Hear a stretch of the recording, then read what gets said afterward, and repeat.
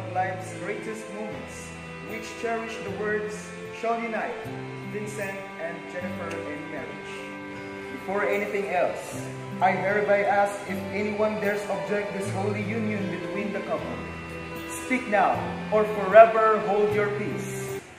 Itigil ang kasal! Vincent! How could you do this to me? You said you loved me! Sino ka ba? Hindi kita nilala. Love, maniwala ka, hindi ko siya nilala. Really, Vincent? Wrong person. So, continue the wedding.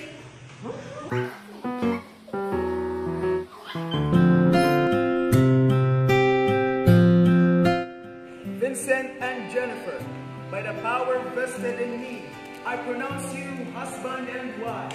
You may kiss, right?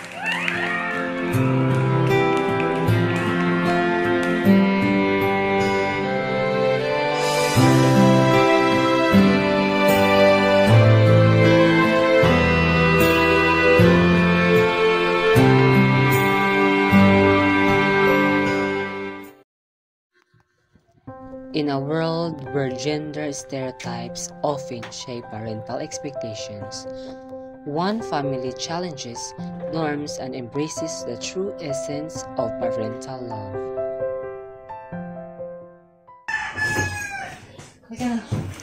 Nay, pupunta na po kami ni Tricia sa paaralan.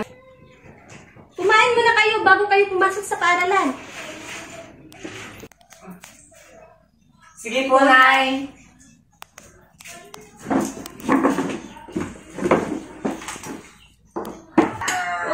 Kain lang mga anak ha, huwag magpapagutom. Opo, Nay. Ikaw pagkatapos ng eskwela, uwi ka agad ha.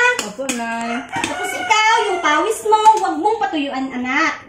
Opo, Nay. Subuti naman kung gano'n, nagkakaintindihan tayo. Pugi talaga ng anak ko, manang mana sa tatay. Ito namang anak kong babae, ang ganda ng prinsesa ko. Mahal, Bakit?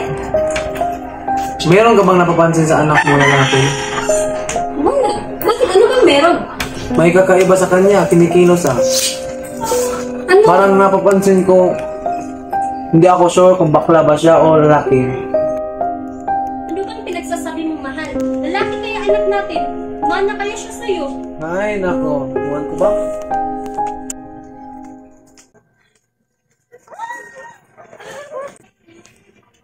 Sabi ko na nga ba, tamang hinala ko, bakla nga to.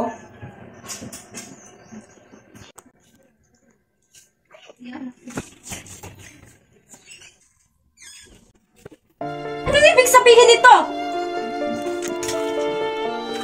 Nay. So, totoo nga ang mga sinasabi nila. Ano, may aaminin ka ba? Nay. Aminin muna kasi, sis. So, ano mo ito? This is mo na hinihingi ako. Ano ba ito? Pinagsasabi natin dito? Hindi ako hindi na sinasabi niyo. Ano magsalita ka na? Magsalita ka na. Ay, sorry talaga tayo. Pinago ko po sa iyo na kung ano talaga ako. Ano? Dati pa, nakita ko na anong pinakilos mo. Tanggap kita anak kahit ano ka man. Kung ano ang tinitibok ng puso mo, sundin mo. At nandito lang kami ng mama mo na palaging sumusuporta sa iyo. I will always biggest cheerleader for you.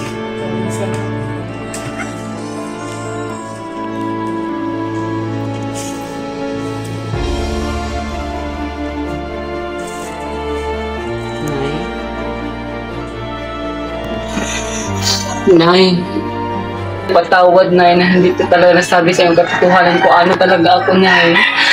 Natatakot ako, baka hindi niya ako matanggap Tay. Nay. Anak kita eh. Anak kita.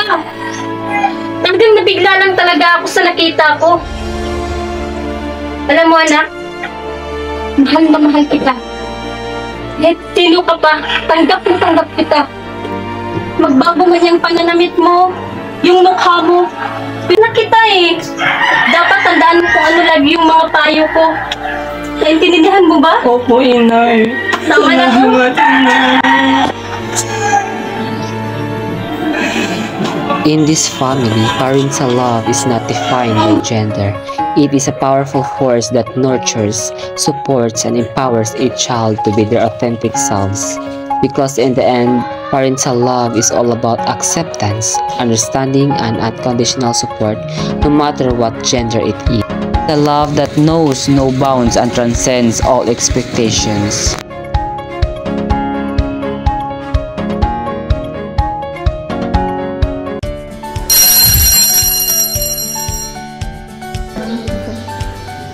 Good afternoon, class. So ngayon ay magbibigay ako ng mga grades nyo. Ready na ba kayo?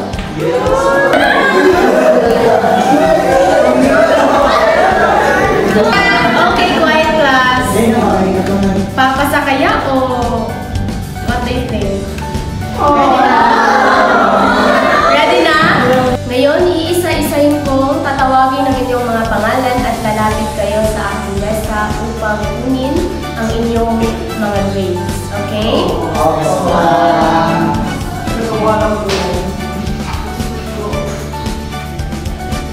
Reyes, Chadi.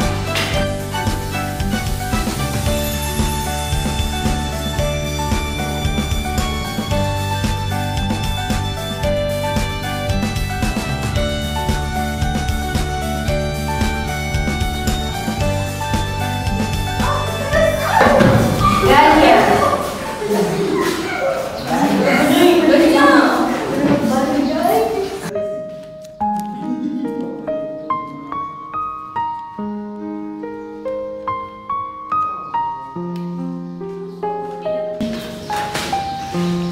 Oh, ganyan. Napapansin ko, palagi kang nakakakuha ng lowest scores at naaapektuhan yung grades mo. May problema ba?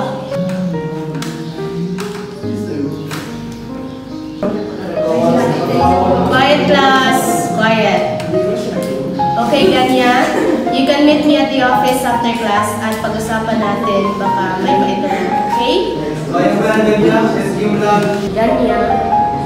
Sana yung mga problema mo outside of the school, sana hindi mo dinadala sa school.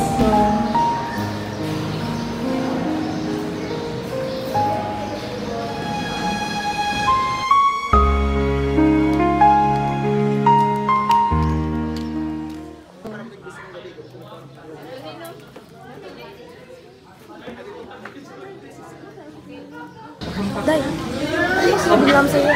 Problema. Binigyan niya ako ng another chance to retake the exam at gagawa daw ako ng project. Project? Kailan may papasa? Tuesday daw. Tuesday? Maganda yan, Day, para lalaki yung grades mo. Yes, tutulungan ka na lang namin para hindi na lowest yung grade mo next time. Alam ko naman na marami tayong problema, pero kailangan nating gawin yun para sa ating kinabukasan. Oo, tama yun. Sigunahin natin yung pag-study. Saan ba yung last lesson? Ito yung last lesson. Yun sa Gender and Society. Sige.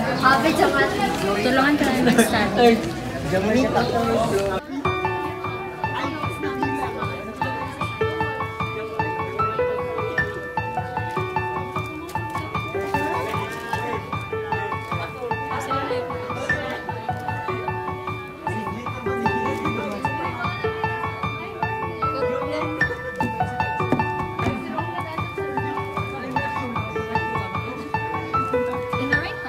Thank you, Day.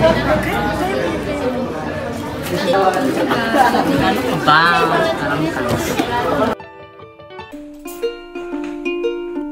Morning, Han. Happy anniversary. Oh, Han, I can't believe it's been 15 years. Yeah, sometimes feel like yesterday and sometimes feel like forever. So, what's the plan for tonight? I thought we could keep it simple. A nice dinner at home after we go to bed. Sounds perfect. I will grab something special on my way home. I already thought of that.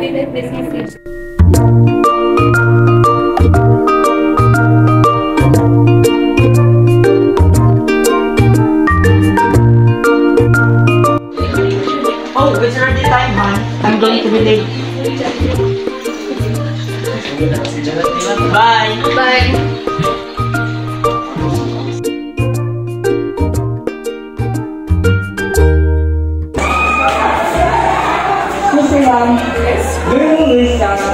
Sarah? Sarah, good afternoon. Oh, you know her. I'm her coworker. For her? Yes. I'll be the one who give it. Thank you.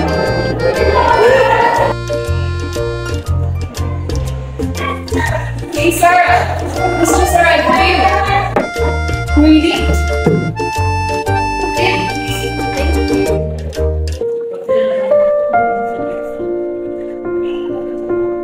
Too many more years of laughter, love, and partnership. Happy anniversary, love. Love, my love.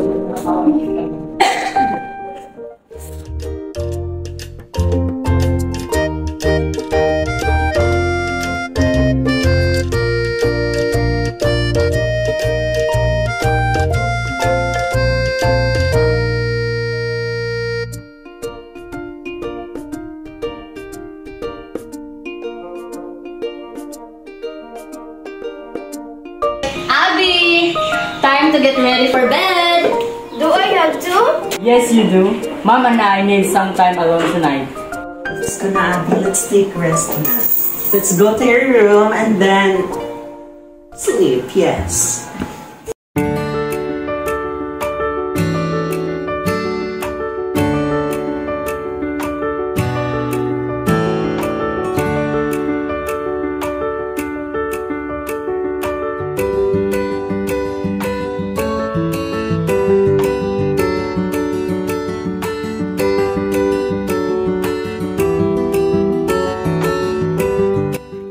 Hi. You know, I was thinking today about how much we've been together, and it's not easy, but it's still worth it. I know what you mean. We built our lives together and we've not tried any of the world. Even the tough parts? Especially the tough parts. They have made us stronger. Can I take you a dance? Of course, why not?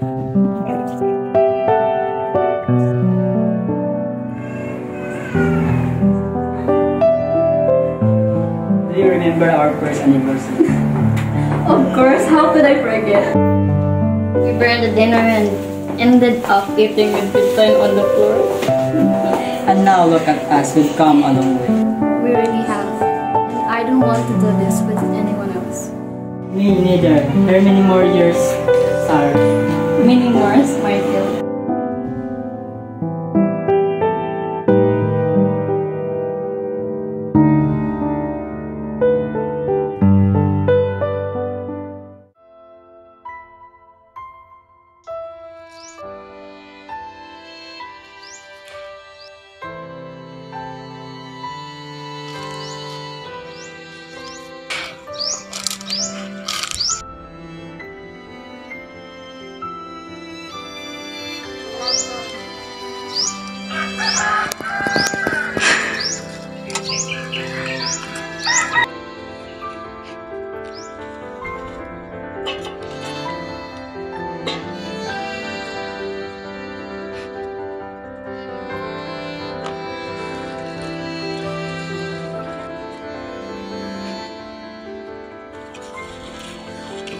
Lumos po.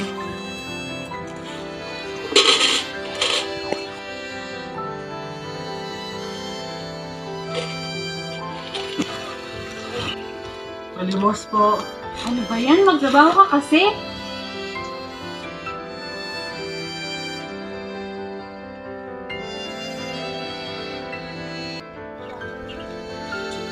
Ate, palimos po. Kawawa ka naman. Tulungan na kita. Bigay ko na lang po sa'yo. Salamat po, ate. Kumain ka na ba? Hindi pa eh. Bigyan kita ng pera at pangbili mo ng pagkain at saka tubig. Huwag ka dito kasi ang init-init. Ang sarap talaga sa pakiramdam kapag nakakatulong ka sa kapwa. Yan ang binigay na instrumento ng Panginoon, kaya maging mabuting tao tayong lahat.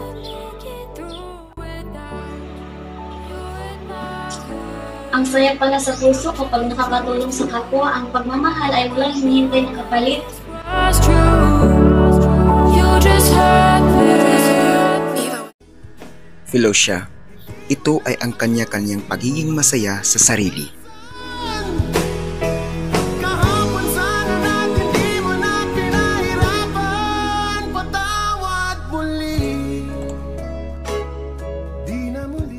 Gayahin natin to. Focus sa trabaho at pag-aaral. Char, study first yarn.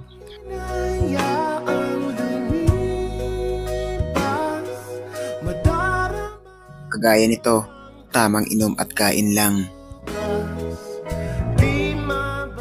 Well, hindi naman totally bad yung self-love muna.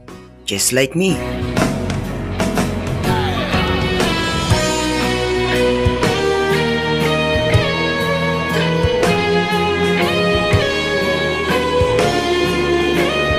Sa atin, nagsisimula ang pag-ibig na totoo. Philosia for the go!